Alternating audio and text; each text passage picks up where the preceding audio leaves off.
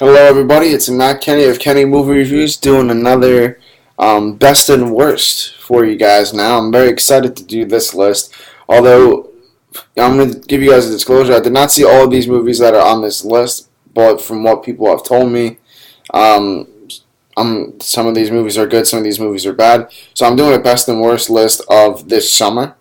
And I'll tell you the movies that I saw, and then I'll tell you movies that people that I know or people that I've gotten in contact with have told me about, so I can give their opinions on why it's not a good movie and stuff like that. So let's start off with the best, and yes, I do have a list for this. So let's see what I could come up with here. Let's see. So in terms of best, now a lot of I saw actually the ones on my best are ones that I saw. The ones that are the worst, I didn't see a lot of bad movies. So I'll let you guys know what I saw. So I saw, contrary to belief, I actually enjoyed Baywatch. That's on here for my best. Transformers: The Last Night is on here. Everyone knows I like that. The Mummy, I actually liked The Mummy with Tom Cruise. I know a lot of people didn't. I actually liked it. Captain Underpants was a pleasant surprise for me. Baby Driver was excellent. I just saw that the other day.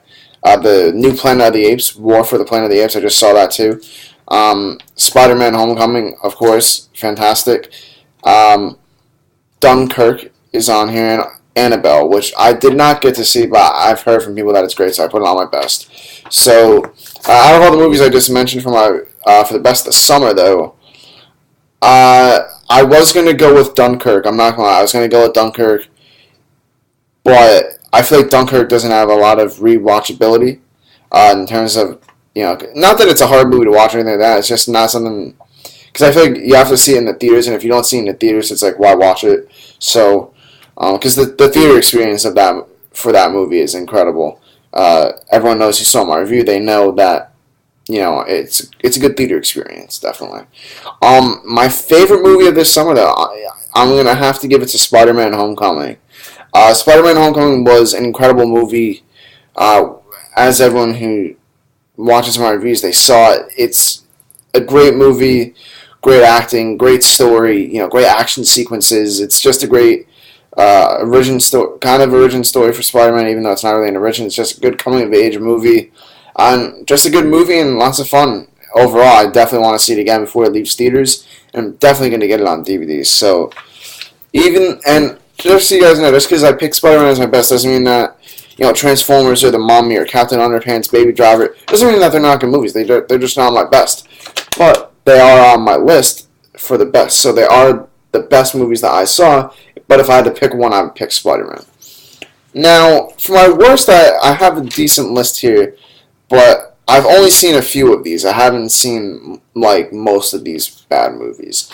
So for this list, we have Diary of a Wimpy Kid, which I like Diary of a Wimpy Kid, so I don't know why it would be on the worst list. But I didn't see this one because they didn't have the same cast, so I feel like that's why I didn't choose that. Guardians 2. I'm sorry to say, I just watched this movie recently, and I did not think it was as good as the first. It's definitely not. It's not a bad movie, but in terms of being as good as the first, being as fun. Sorry to all my friends out there who actually liked it. I mean, I did like it, but I just didn't think it was as good, so therefore it's in this list. King Arthur, Legend of the Sword. The action scenes were good. The story was fine, but it's not a great movie. It's really, obviously the way it did in the box office, people didn't like it that much. I know people liked it, but didn't love it, so that's why I don't know if it's going to get a sequel or not.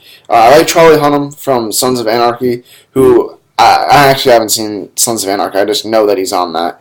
But he was good as Arthur, but the story is something we've kind of seen before, so it wasn't that great. Cars 3, which was, I don't know why they keep making these movies. I'm sorry to anyone who likes them.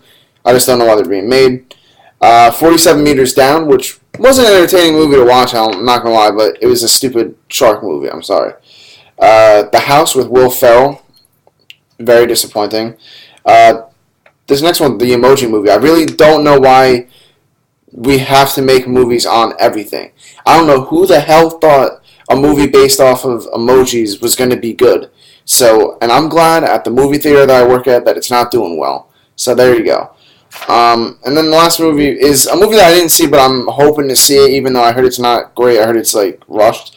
Is The Dark Tower, which is a Stephen King adaptation with Matthew McConaughey and Idris Elba. I mean, I've heard good things from people, and I've heard bad things, so that's why I put it in the worst. Is I've heard it's mostly bad, but there are a few good things about the movie. So I am going to try to see that soon.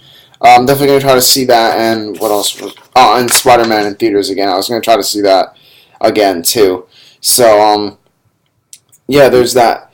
So my worst movie, I would say, if I had to choose, is gonna be, because I mean I've seen, like I said, I saw some of them, not all of these. My worst is definitely gonna be The House, starring Will Ferrell and Amy Poehler. It started off funny, like I was laughing, and then it kind of just stops. I mean, it's entertaining. The story does go places, but it's not as funny as you would think. And I'm sorry, it's so disappointing. It had an R rating, and they could have gotten so far with really raunchy jokes, and they didn't. It could have been PG-13 if you took out the F bombs that they had. Like, it literally could have been a PG-13 comedy, and it kind of probably would have been better as a PG-13 movie. But they had to add a few F bombs in there, and it wasn't that funny. So yeah, so The House was my worst movie of the summer, definitely. So there you guys have it. That's my list for the best and worst of the summer. And hopefully I'm going to do some more reviews soon. I know definitely when I get to school I'm going to see it. So that'll be a review that's coming out. We'll probably do a best and worst Stephen King movies. I'm going to try to watch all the movies that are based off of his films, like The Dark Tower. I'm going to try to watch that, so I'm all caught up. And yeah, so stay tuned for some more videos. I know I'm going back to school in like a week or two, so I'm definitely going to try to see The Hitman's Bodyguard soon, and maybe The Dark Tower, so I can do a review on those. So I'm going to try to review those. And I'll see you guys soon. I'll definitely keep you guys updated on the videos that I'm going to be doing soon. So thank you guys for watching, and just keep watching my page for video updates. So thank you guys.